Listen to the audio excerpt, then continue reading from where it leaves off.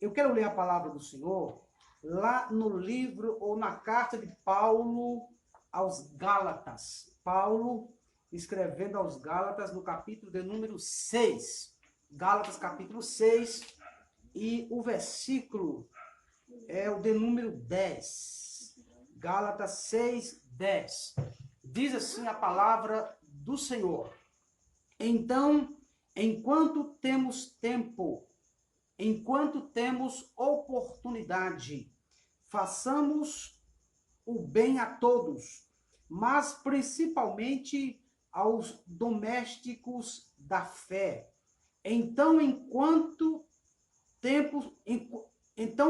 temos tempo, façamos bem a todos, mas principalmente aos domésticos da fé.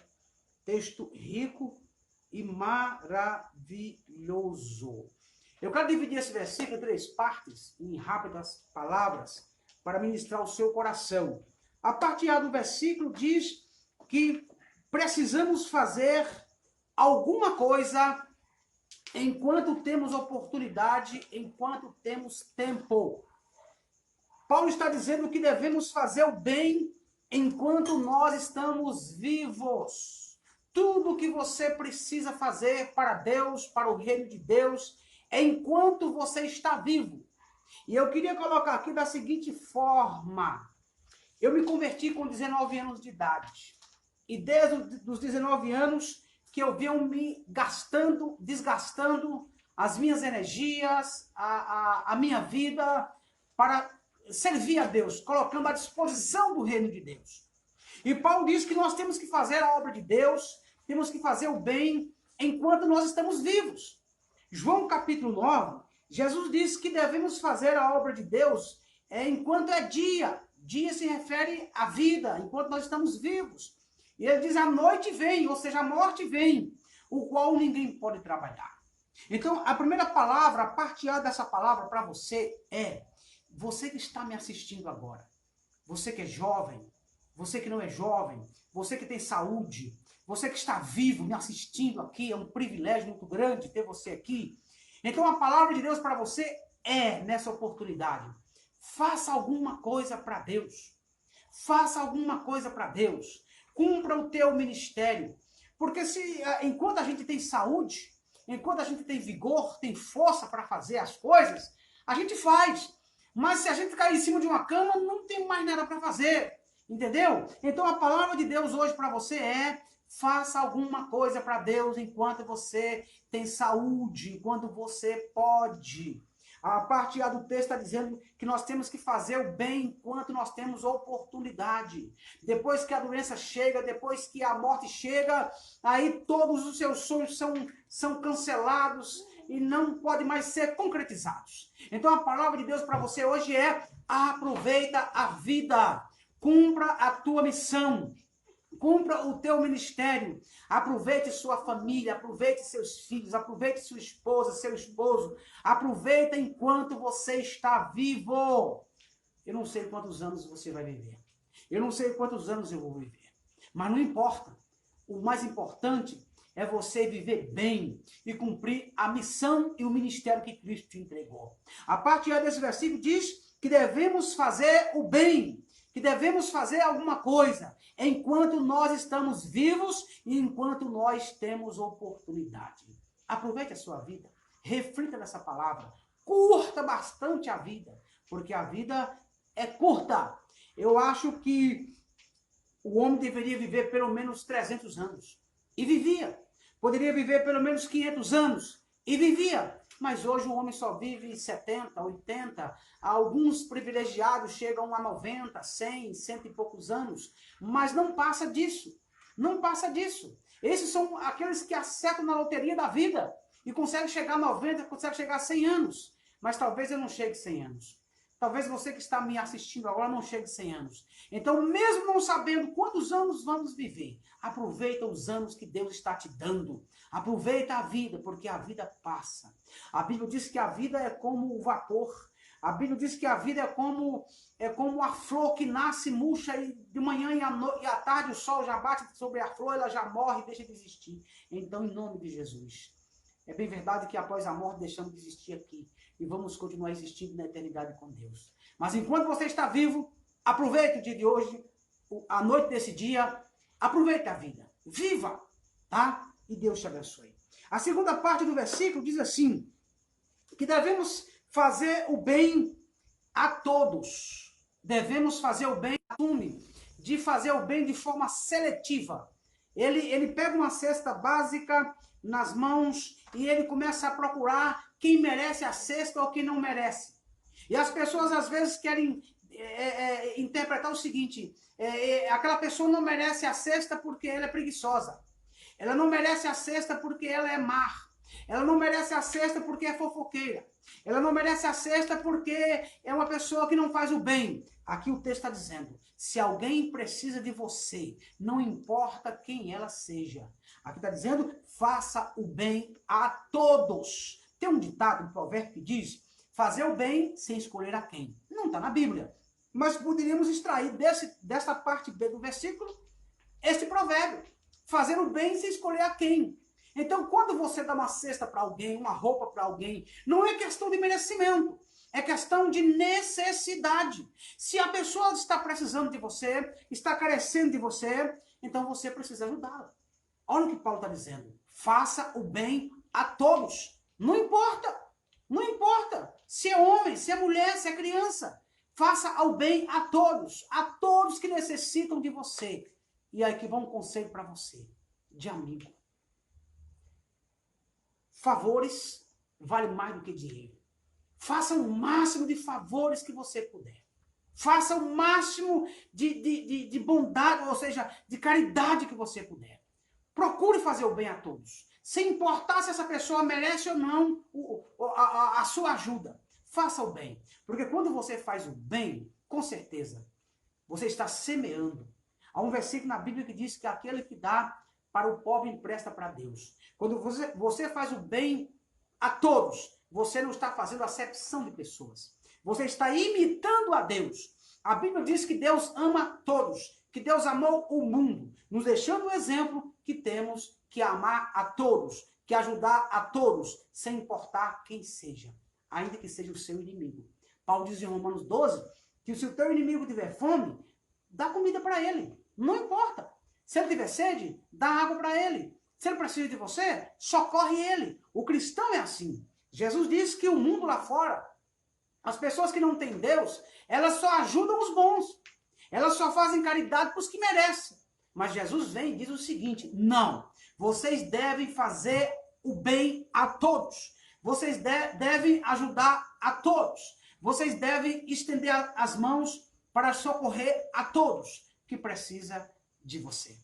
A parte C do versículo diz, faça o bem, principalmente aos domésticos da fé.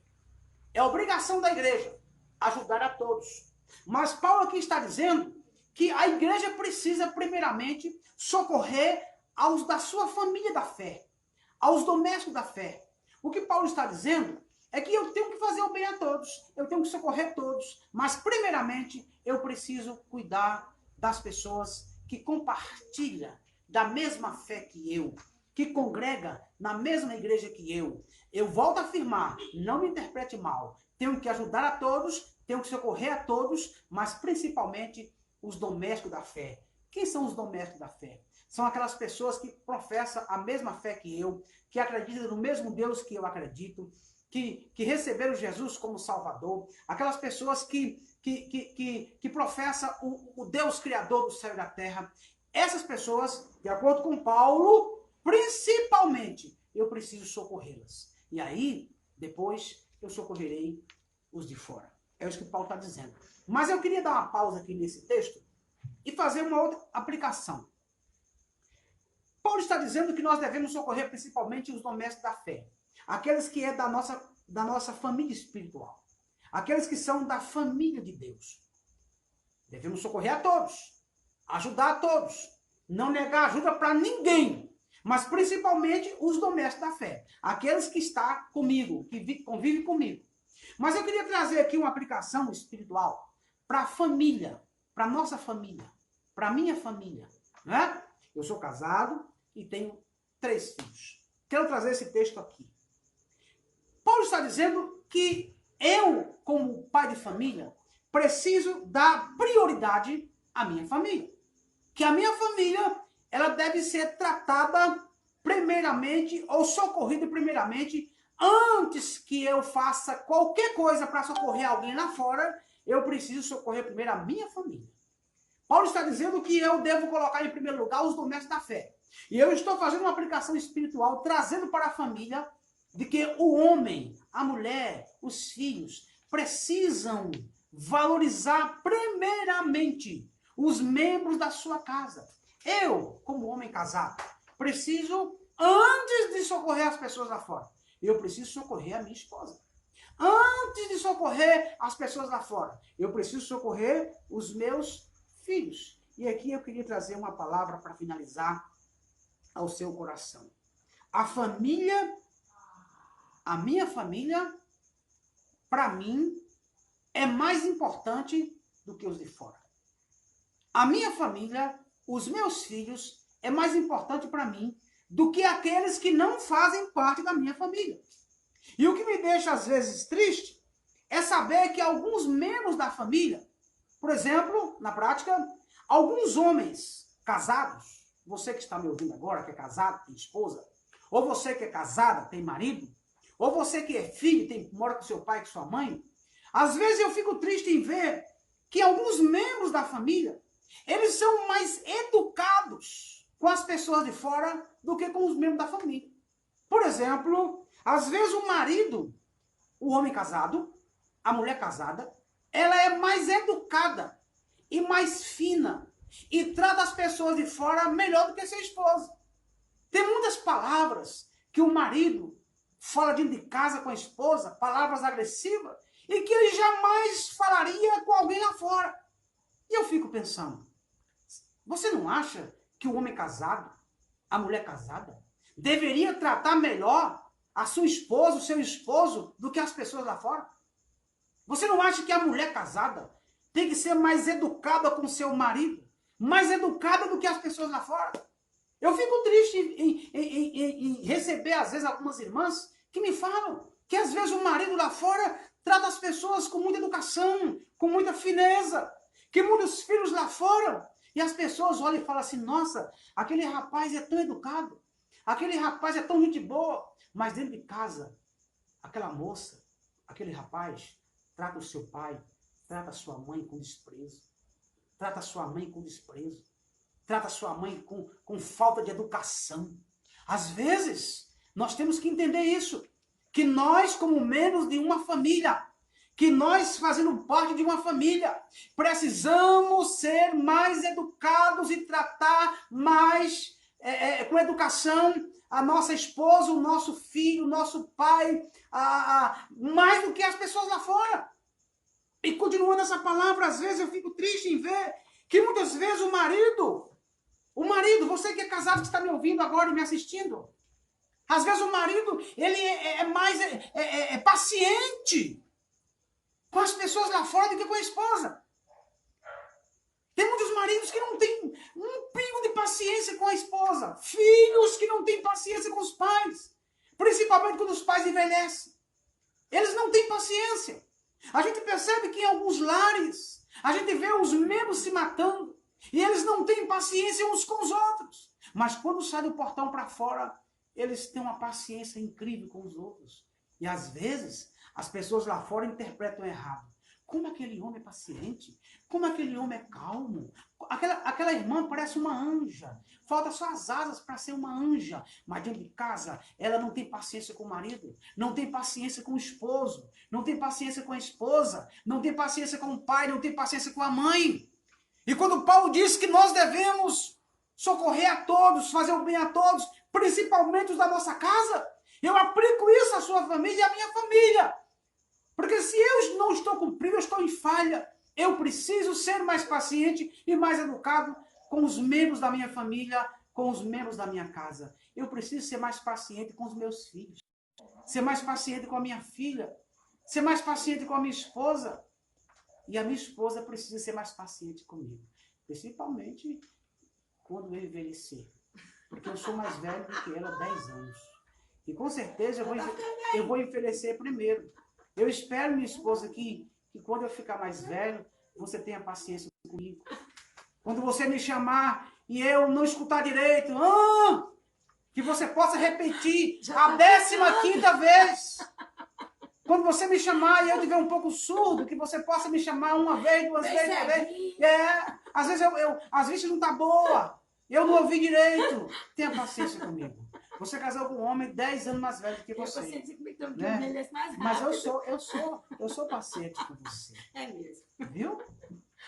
Continuando. Compreensão. A gente vê às vezes que lá fora tem muitos homens, muitas mulheres, muitos filhos, que eles são compreensivos com os outros. Tem uma compreensão extraordinária. Quando o amigo erra, quando alguém erra, desculpa, está desculpado, não tem problema. Pisa num pé, desculpa, está desculpado, não tem problema. Aquela compreensão. E a gente percebe que dentro da família, dentro da casa, as pessoas não têm compreensão, não compreendem quando o outro falha. Quando o outro falha. Às vezes a minha esposa, ela faz um café muito doce. Doce. Eu sou diabético. Eu disse, minha esposa, esse café tá doce demais. Tem como você fazer um café amargo para mim? E ela vai lá e faz um café. Qual o problema? Qual o problema de ser paciente, de ser compreensivo? Mas tem dias, às vezes, que acontece que eu faço alguma coisa e que deixei ela chateada e eu conto com a compreensão dela. Então, a partir de hoje, seja mais educado com a sua família, com seu pai, com sua mãe, com seus irmãos, com sua esposa. Seja mais educado, seja mais paciente, seja mais compreensivo. E para encerrar essa palavra, seja mais atencioso. Sabe, eu sei que de vez em quando eu estou assim, em casa vendo um filme ou fazendo alguma coisa, ou às vezes estou estudando e às vezes a minha esposa chega para me mostrar uma coisa e que eu não tenho um pingo de interesse. Às vezes a minha esposa quer me mostrar um vídeo que ela achou tão interessante e ela vem correndo para mim dizendo, amor, eu queria que você olhasse esse vídeo aqui porque é um vídeo interessante que chamou a minha atenção e às vezes é um vídeo que para mim não tem o mínimo interesse. E eu assisto o vídeo pela graça, do começo ao fim. E ela fica feliz porque eu assisti um vídeo que para mim não tem interesse, para ela tem. Ela achou interessante, mas eu não achei. E daí aí vem a questão da atenção.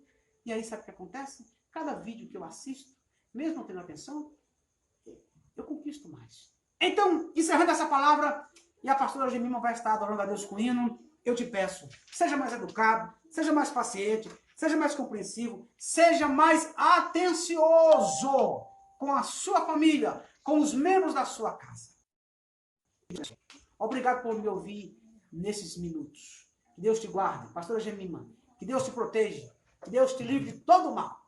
Aguarda aí, não sai daí, tá bom? Continue ligado, mandando o seu joinha.